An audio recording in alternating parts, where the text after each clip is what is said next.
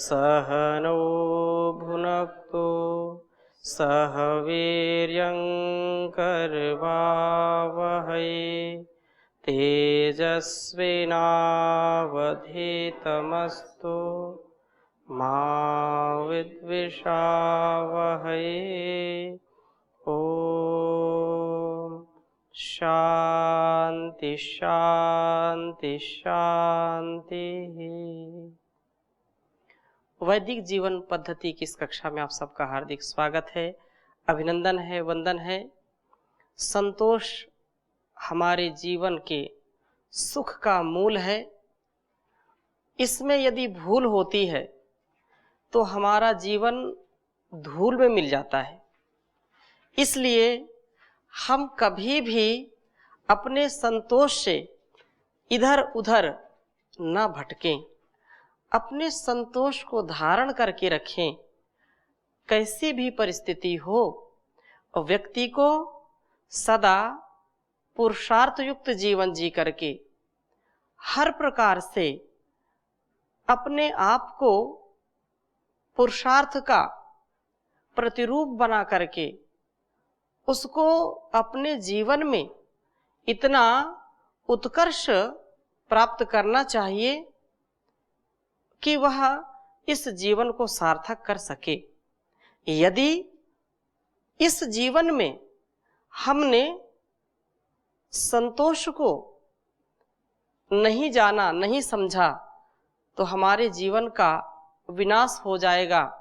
अर्थात जो सुख का मूल है, यदि उसके स्वरूप को हम नहीं समझते हैं, नहीं जानते हैं, तो सुख कभी मिलता नहीं है। हम अपने घर में, परिवार में, समाज, इस संसार में जहाँ कहीं भी जाते हैं, जिस किसी के पास रहते हैं, उससे सुख की कामना करते हैं, उससे सुख चाहते हैं, और वह व्यक्ति, वह समाज और यह संसार हर व्यक्ति से सुख की अपेक्षा करता है। लेकिन यदि संतोषयुक्त जीवन नहीं होगा, सबके जीवन में तृष्णा, सबके जीवन में भोगों के प्रति आसक्ति यदि रहती है, तो व्यक्ति संतोषी नहीं हो सकता। और जब संतोषी नहीं रहेगा तो वह अपने आप को भी दुखी करता रहेगा और घर, परिवार, संसार को भी दुखी करेगा। इसमें कोई लेश मात्र शंका नहीं है। इसलिए हम जीवन में इसको धारण करें, क्योंकि संतोष ही सब सुखों का मूल है। संतोष मूलम ही सुखम, दुखम मूलम विपर्ययः। मनुस्मृति में जो मनु महाराज ने कहा था, उसकी चर्चा हमने पिछली कक्षाओं में की थी कि यदि सुख चाहते हैं तो संतोष मूल ही सुखम। सुख का मूल क्या है? संतोष। और दुख का मूल क्या है? इसके विपरीत असंतोष, तृष्णा युक्त जीवन। यदि हम असंतोष में जिएंगे तो दुख से बच नहीं सकते हैं। आगे बढ़ने से पहले आपको किसी कोई प्रश्न हो पिछली कक्षाओं में से? ओम स्वामी जी। जी, मेरा एक प्रश्न है कि जैसे संतोष, अपने लिए संतोष तो ठीक है, फिर अगर परिवार में संतोष नहीं रहते, मतलब संतोषी नहीं रह सकते, मतलब उतने स्तर पर जितना संतोष, अब उन्हें शास्त्र पता नहीं होता जी, तो वो तो दुनिया के साथ ही चलते हैं। तो अगर मैंने शास्त्र को समझ लिया जी, तब फिर वो लोग ना समझ पाए उस तरह से, फिर उन्हें लगे कि संतोष मतलब कि जीवन को गरीबी में जीना या उसको मिनिमम आवश्यकताओं में जीना। जी, तो ये एक प्रायोगिक प्रश्न है, मतलब काफी सत्य है आपका जो प्रश्न है। ये यथार्थ में हम परिवार में जीते हैं। एक व्यक्ति जो संतोष को थोड़ा समझता है तो फिर उसको लोग ये समझने लगते हैं कि वास्तव में इसका जीवन तो निरर्थक है, या इसका जीवन संकोची है, ये संकोच करता है, इसलिए इसका जो है उत्कर्ष नहीं हो सकता है। या कुछ लोग ऐसा बोलते हैं, क्या बताऊं, मैं बहुत संकोच करता हूं, जिससे मैं सदा जो है धोखा खाता हूं। फिर कुछ लोग परिवार में रहते हैं, वो संतोष की परिभाषा को समझते नहीं है। संतोष क्या है, परस्परता क्या है, तत्परता में अपने जीवन को जीना क्या है, इसका जब विवेक नहीं होता है तो विघटन उत्पन्न होने लगता है परिवार में। तो परिवार में चाहे माता पिता, भाई बहन, दादा दादी, चाचा चाची, जो भी परिवार हमारा सामूहिक परिवार में, हम कैसे संतोष से जिएं, इसके लिए सबसे मूल में माता पिता का यह कर्तव्य होता है कि अपने जीवन को उत्कर्षमय जिएं, अपने कर्तव्य को ठीक ठीक समझें, स्वाध्याय से, सत्संग से, सद्विचार से और उसके प्रति जिज्ञासा, आध्यात्मिक जीवन को धारण करने से व्यक्ति संतोषी होता है। और संतोष का तात्पर्य ये कदापि हमको नहीं लेना चाहिए कि हम पुरुषार्थ से जो है हीन हो जाएं, पुरुषार्थ में जी चुराएं, या हम उत्साह में कम हो जाएं, या पौरुष में कमी आ जाए, हमारे वीरता में कमी आ जाए, हमारे धीरता में कमी आ जाए, ऐसा कभी नहीं सोचना चाहिए। पूरा पुरुषार्थ करने के बाद, पूरी कड़ी मेहनत करने के बाद, अखंड प्रचंड पुरुषार्थ करने के बाद जो कुछ भी धन संपदा, जो कुछ भी हमको प्राप्त होता है, जो प्राप्त होता है पूरे पुरुषार्थ के बाद, वही पर्याप्त होता है, वही संतोष का फल होता है। यदि कोई व्यक्ति भूखा है और भोजन घर में सब लोगों ने कर लिया है, उसको बोलो कोई बात नहीं, आज आप संतोष करिए, तो वह भूखा व्यक्ति संतोष करेगा क्या? नहीं करेगा। इसका कोई तात्पर्य ये करे कि कोई बात नहीं, हमने संतोष के विषय में बड़ी कहानियां सुनी हैं, संतोष से बहुत सुख मिलता है, आपको बहुत प्यास लगी है, कोई बात नहीं, संतोष करिए। जैसे स्वामी जी, जैसे आज का जो जैसे शास्त्र लिखे गए थे वो पहले समय में थे कि संतोष, अभी का मतलब है कि जैसे संतोष भी किसी को करना है, अगर कोई एक IAS ऑफिसर भी है जी, उसको उसको संतोष करेगा तो उसकी सैलरी में उसका परिवार और बच्चों का एजुकेशन भी ढंग से नहीं होता जी। तो ये दोष उसका नहीं है, वो तो दोष सिस्टम ऐसा बन गया है जी। तो फिर वो उसको करना ही पड़ता है, थोड़ा इधर उधर जो भी वो करता है। तो उसको संतोष अगर वो रख लेगा तो वो तो अपने से ऊपर ले जाना चाहेगा अपने बच्चों को, तो वो तो नहीं ले जा पाएगा। फिर उसे कौन सा रास्ता अपनाना चाहिए? तो आपके कहने का तात्पर्य ये है कि लोगों के अंदर जो एक धारणा बन गई है, वो चाहे DM हो, SDM हो, या कोई कमिश्नर हो, या इससे भी बड़े रैंक का कोई अफसर हो, तो उसको ऐसी जो है सैलरी मिलती है, ऐसा वेतन मिलता है जिससे वो चाहता है कि मेरा बच्चा विदेश में पढ़ कर के और मेरे से बड़ा नाम रोशन करे। यदि मैं इस रैंक का अफसर हूँ तो और मेरे से बड़ा ऑफिसर वो बने। इसके लिए उसको झूठ बोलना पड़ेगा, छल करना पड़ेगा, रिश्वत लेनी पड़ेगी, भ्रष्टाचार करना पड़ेगा। अगर वो केवल अपने वेतन में संतोष करता है तो अपने संतानों को अच्छा, अपने से ऊंचा नहीं देख पाएगा। आपका आशय ये है, सत्य है ये।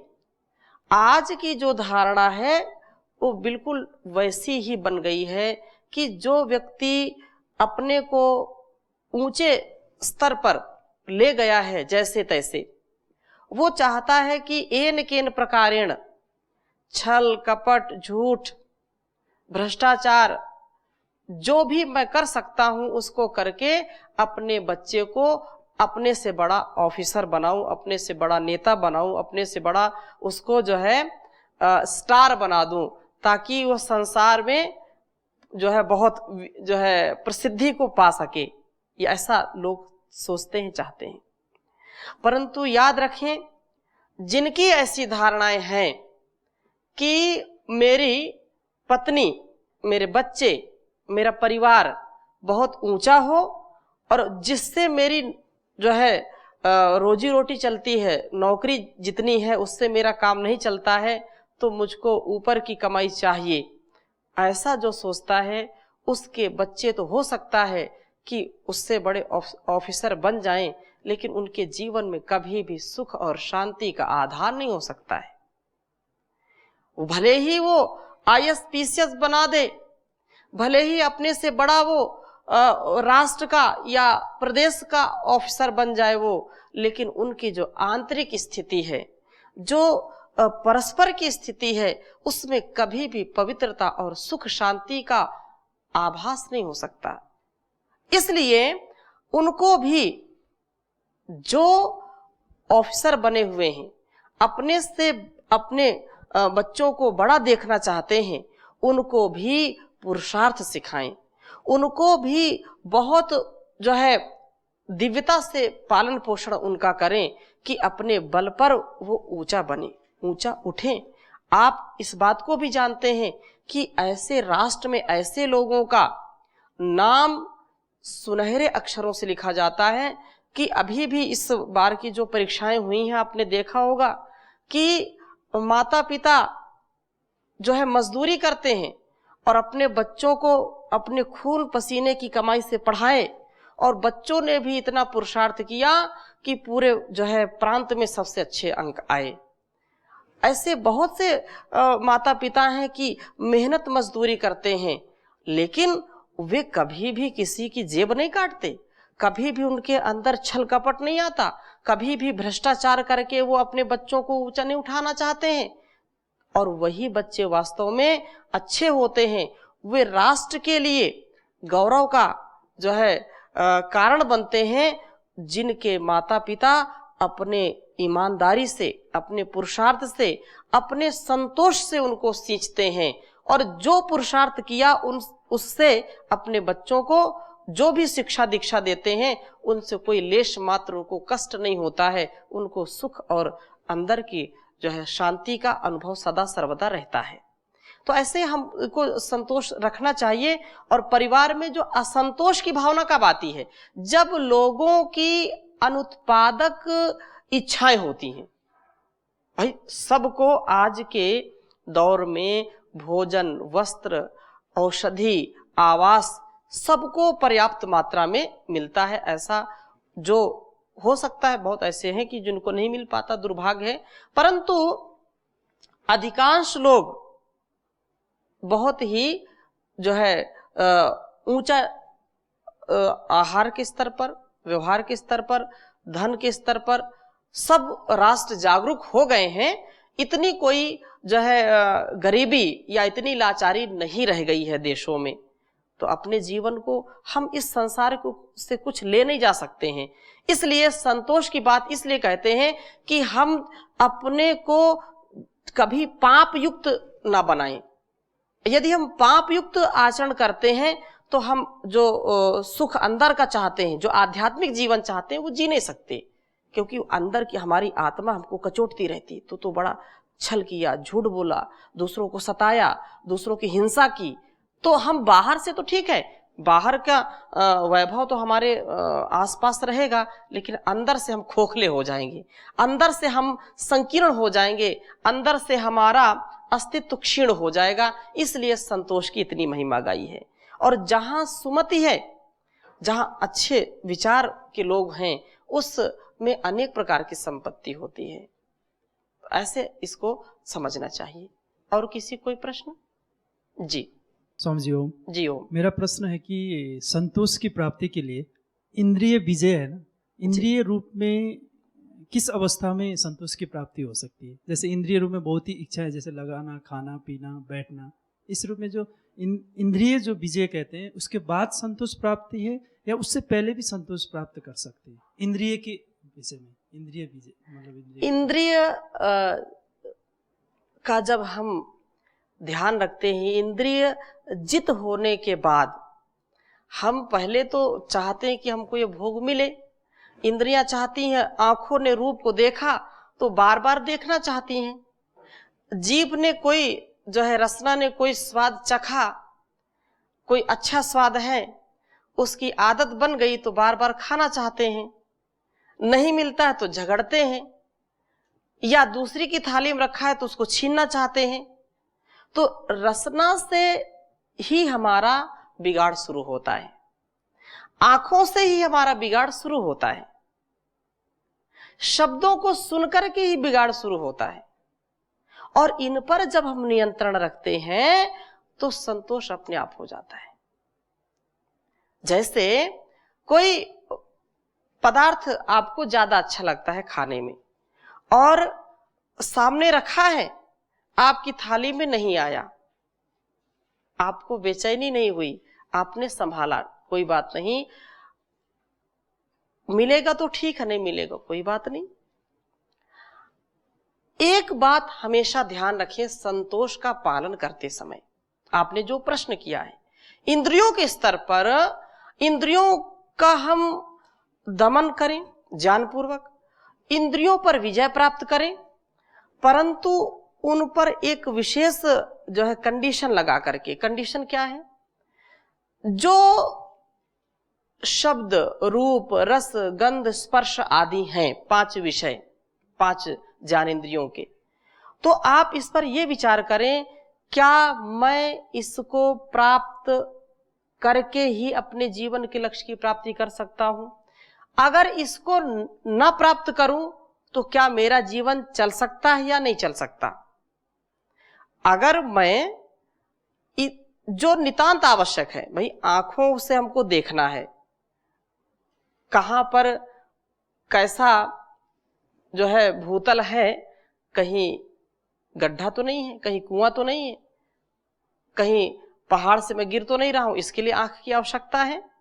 लेकिन आंखों से हम जो आसक्ति, जो रूप है, अच्छे अच्छे रूप को देख करके ही क्या मेरे जीवन की पूर्ति हो सकती है क्या? यदि इस पर मैं आसक्ति न रखूं तो मेरा जीवन चल सकता है कि नहीं? जो भोग है पदार्थ खाने का, यदि मैं उसको न खाऊं तो क्या मेरा जीवन चल नहीं सकता? यदि मैं कानों से इस शब्द को न सुनूं या सुन करके भी उस पर ध्यान न दूं तो क्या मेरा जीवन चल नहीं सकता क्या? यदि मैं अपने इस पूरे अस्तित्व में जिन जिन चीजों से मुझको हानि होती है, मेरे आध्यात्मिक मार्ग में जो बाधक हैं, मेरे धर्म के मार्ग में जो बाधक हैं, यदि उनको मैं सर्वथा सर्वदा सर्वत्र त्याग दूं तो क्या मेरा जीवन चल सकता है या नहीं चल सकता है? और आप विचार करके जब सोचेंगे तो जरूर चलेगा जीवन, तो आपको संतोष अपने आप में हो जाएगा। आपके सामने सब लोगों को भोजन दे दिया, बहुत अच्छा व्यंजन बनाया, सबका 56 प्रकार का व्यंजन है, आपको 50 प्रकार के ही व्यंजन दिए, तो आप विचार करें कि क्या 5 प्रकार के जो व्यंजन दूसरों की थाली में हैं वो मुझको नहीं मिले तो क्या मेरे जो है आहार में या मेरे शारीरिक जो पोषण उसमें कुछ कमी होगी क्या, या मर जाऊंगा क्या इसके बिना मैं? आप विचार करेंगे तो आपको लगेगा अरे ये तो कुछ नहीं, क्योंकि उससे आपका जीवन चल सकता है।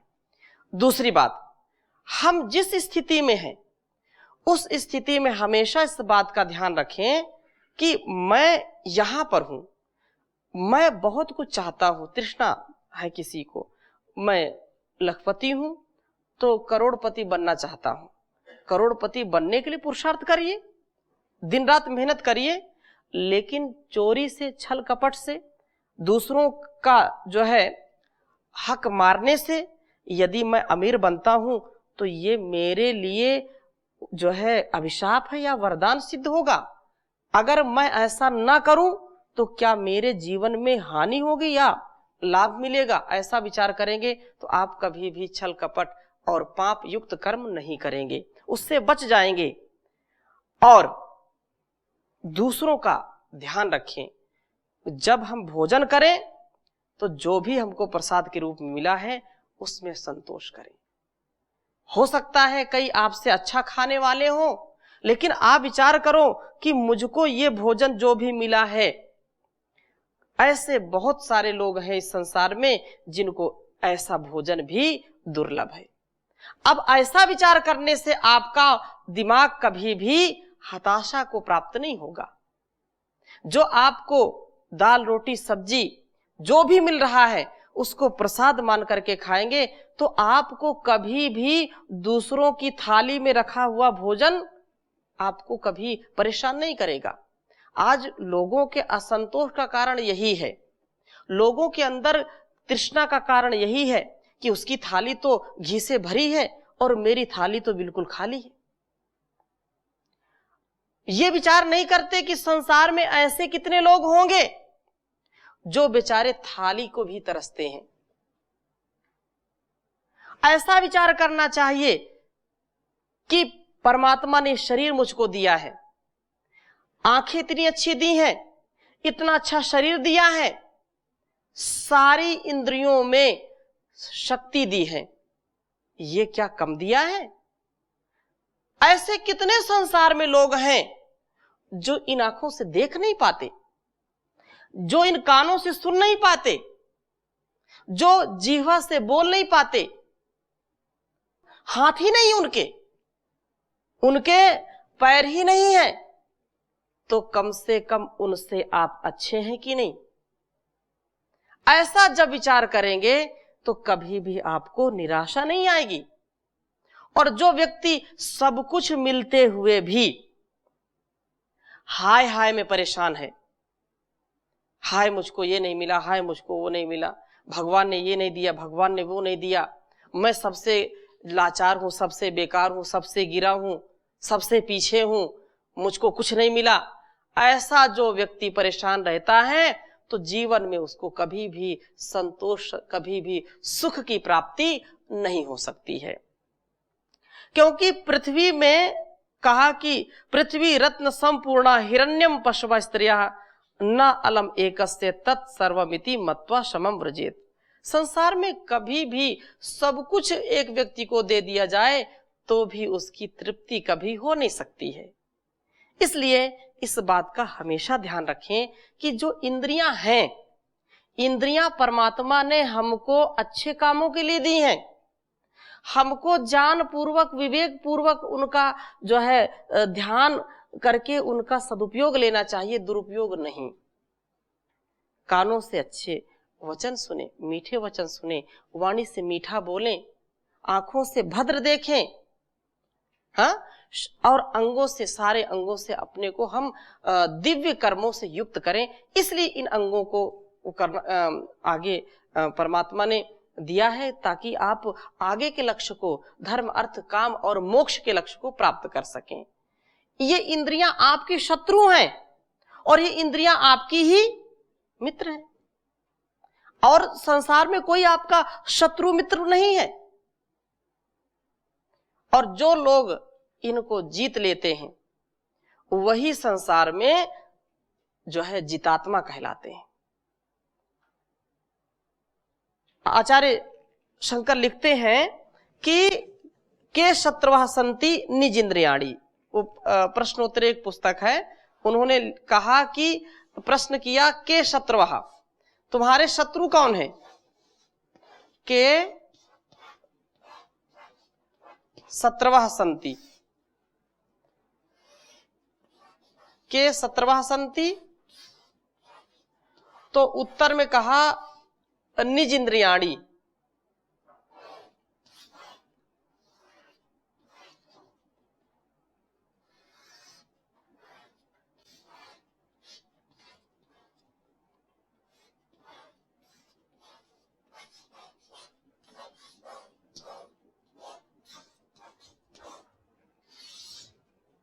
शत्रु क्या है? तुम्हारे शत्रु के शत्रवः सन्ति निजिंद्रियाणि, निज इंद्रियाणि, तुम्हारी स्वयं की इंद्रियां ही तुम्हारी क्या है?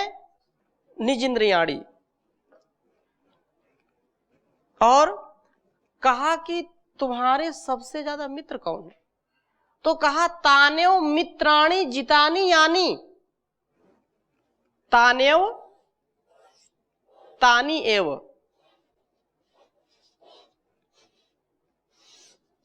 तान्येव मित्राणि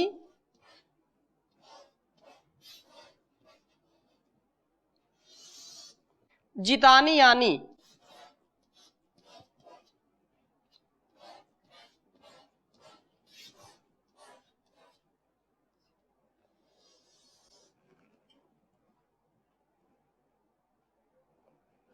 तान्येव मित्राणि जितानि यानि।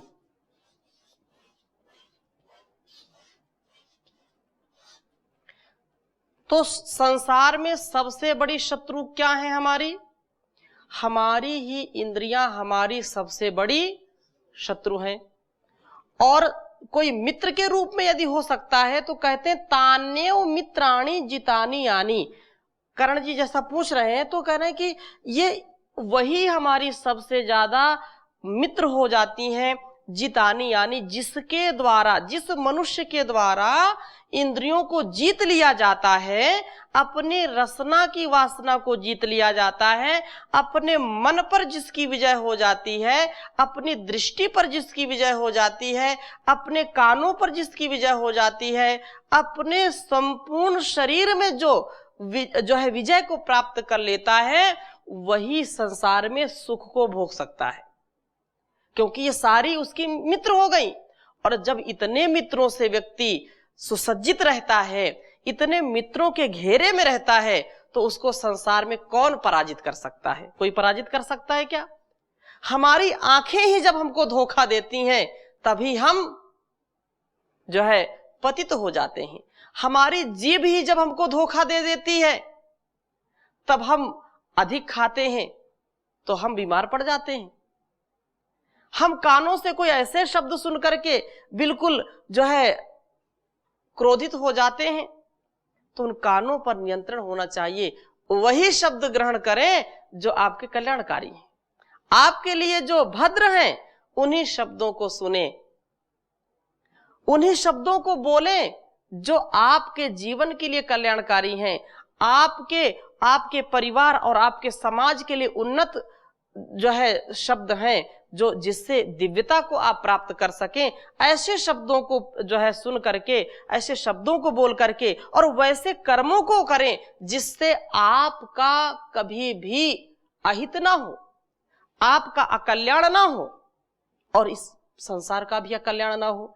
ऐसा जब हम व्यवहार करते हैं तो वास्तव में हमारा जीवन सुख, शांति, आनंद को प्राप्त करने वाला होता है। हर प्रकार से हमको संतोष की प्राप्ति होती है। और जब हमको अपनी इंद्रियों पर ही नियंत्रण नहीं है तो छोटी छोटी बातों में आप देखें व्यक्ति पागल हो जाता है, व्यक्ति परेशान हो जाता है, व्यक्ति आत्महत्या कर लेता है, व्यक्ति दूसरों से नाराज हो जाता है, व्यक्ति दूसरों पर प्रहार कर देता है, व्यक्ति अपने ऊपर प्रहार कर लेता है। अनेक प्रकार से संसार में हम देखते हैं लोग इसके शिकार हो जाते हैं। जीवन बेकार हो जाता है, जीवन तबाह हो जाता है। एक संतोष को यदि हम पकड़ लें, इंद्रियों पर अपना जो है नियंत्रण कर लें, तो हमारा जीवन अच्छा बनेगा। तो आज की कक्षा में यहीं तक, शेष चर्चा हम अगली कक्षा में करेंगे। ओम शांति शांति शांति।